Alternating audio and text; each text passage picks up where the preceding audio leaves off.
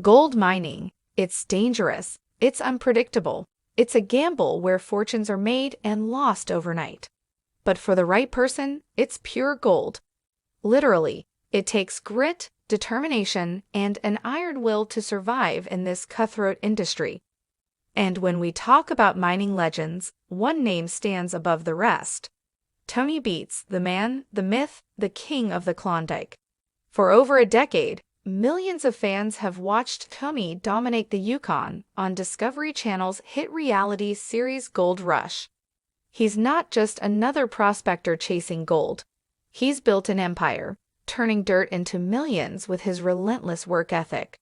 But just how rich is Tony Beets? How did he go from milking cows in the Netherlands to striking it big in the gold fields? What sets him apart from other miners? And what does it take to become one of the richest in the game? His journey isn't just about gold. It's about ambition, risk, and an unstoppable drive to succeed. And trust me, his fortune didn't come easy. Buckle up because we're diving deep into the fortune of Tony Beets.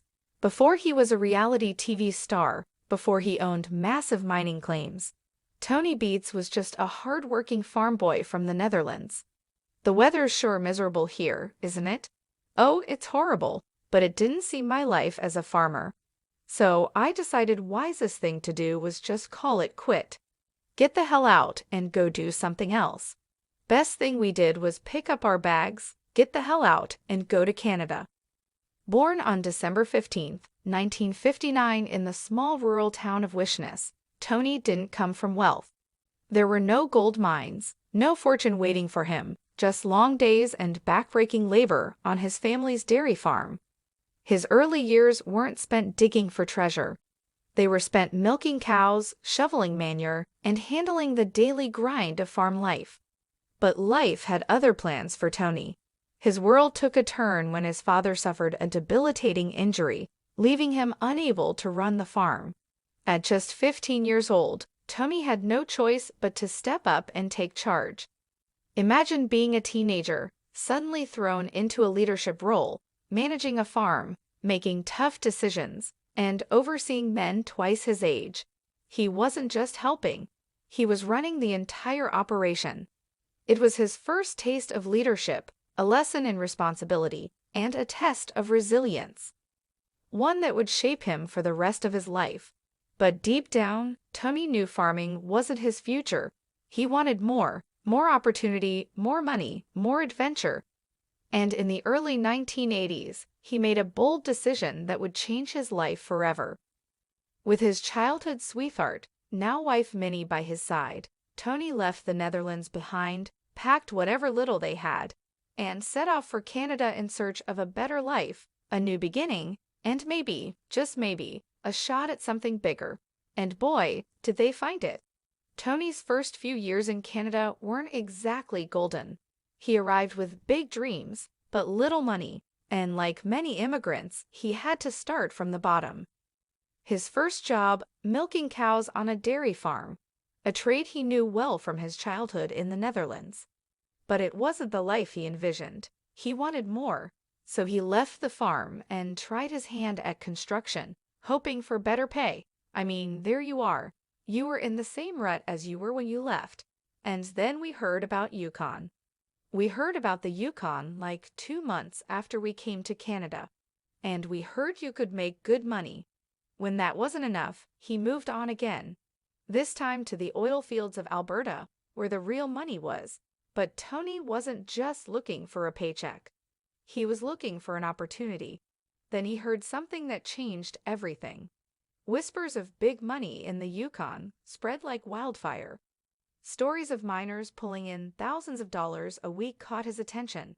And that was it. He wanted in. Without hesitation, Tony took a leap of faith. He packed his bags and headed north, straight into the heart of gold country. In 1984, Tony set foot in Dawson City, Yukon, determined to carve out a future for himself. But this wasn't an easy get-rich-quick scheme. The Yukon was brutal. Freezing winters, scorching summers, dangerous terrain, and long, grueling workdays. He started out doing the toughest jobs in the mines, hauling dirt, operating heavy machinery, battling breakdowns, and digging through endless layers of permafrost in search of gold. There were no guarantees, no promises, just pure hard work and a lot of trial and error. But Tony, he wasn't one to back down. Day after day, he fought through the challenges, the losses, and the setbacks. And slowly but surely, his efforts paid off. He struck gold, and not just a small find. Tony hit it big. With his newfound success, he claimed his own land. And from there, he built something that would define his legacy, Tamarack Mine. What started as one claim and a dream grew into one of the largest privately held placer gold mines in the Yukon. In 2011, Tony's no-nonsense attitude and mining expertise caught the attention of Discovery Channel. He made his first appearance in Season 2, offering advice to fellow miner Todd Hoffman. And just like that, a reality TV legend was born. From that moment on, Tony became a fan favorite. His blunt personality, colorful language, and sheer determination set him apart. Whether he was battling equipment failures, training a new crew, or making million-dollar mining moves, viewers couldn't get enough. Now, here's the million-dollar question. How much is Tony Beets worth? Gold mining isn't for the weak, but for those who make it, it pays big time. This isn't a business for the faint-hearted. It's a high-risk, high-reward game where fortunes can be made overnight or lost in an instant. Equipment breakdowns, brutal weather, and unpredictable gold yields mean that even the most experienced miners can walk away empty-handed. But for those who know how to play the game like Tony Beets, the rewards are immense, and Tony, he's mastered the game. Over the years, he has unearthed thousands of ounces of gold, consistently pulling in massive hauls. In 2018 alone, Tony's operations struck 3,600 ounces. That's over 225 pounds of pure gold. At market prices, that single season's haul was worth a staggering $4.39 million. And that's just 1 year's worth of mining. Imagine what he's accumulated over decades. But here's the thing. Tony's wealth isn't just about the gold he digs up. As one of the biggest personalities on Discovery Channel's Gold Rush, Tony has turned his mining expertise into a lucrative reality TV career. According to reports, he earns anywhere between $100,000 to $5 million per season, depending on ratings, production negotiations, and overall screen time. And that's just the beginning. Tony's gruff, no-nonsense personality has made him one of the most recognizable and marketable figures in the Gold Rush franchise. With sponsorship deals, endorsements, and merchandise sales, his off-screen income has grown significantly. From branded mining gear to appearances at industry events, he's expanded his revenue streams far beyond the Yukon. So what's the grand total? With decades of gold mining, lucrative TV contracts, and smart business moves, Tony Beets has amassed an estimated net worth of $15 million. And with more mining claims, new equipment, and fresh seasons of Gold Rush still ahead, one thing is certain. Tony Beets isn't done making millions. One of Tony's most ambitious investments was the Viking Dredge, a 350-ton floating industrial beast he bought for $1 million. It hadn't been used in 30 years, but Tony saw potential. He refurbished it, brought it back to life, and well, it sank twice. Each hour lost cost him over $1,000, but true to his nature, Tony pushed forward. Now the Viking Dredge is fully operational, churning through Eureka Creek's rich soil and pulling out massive gold. For a man worth millions, you'd think Tony would be all about the luxury lifestyle, but that's where he surprises people. Sure, he owns a Mercedes convertible worth $145,000.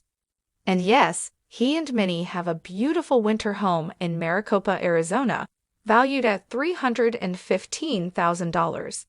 But flashy cars and over-the-top extravagance, not his style. Instead, Tony reinvests his fortune into land, mining equipment, and expanding his operations. He holds over 163 mining claims across the Yukon, with his largest claim, Paradise Hill, spanning over 42,000 meters. His real wealth isn't in a bank account. It's in the land, the machinery, and the gold still waiting to be found. At 65 years old, Tony Beets shows no signs of slowing down. Mining is in his blood. The risk, the hard work, the thrill of striking gold, it's what drives him. But as the gold gets harder to find, the competition fiercer, and the industry more challenging, the question remains, how much longer can he keep this up? One thing's for sure, Tony Beets isn't done yet. Whether it's gold rush, new claims, or a new mining innovation, this Klondike kingpin still has plenty of gold left to dig. And as long as there's gold in the ground, Tony Beets will be there to claim it. Want to see more gold? Subscribe now and join the hunt for lost treasures, hidden riches, and legendary gold discovery.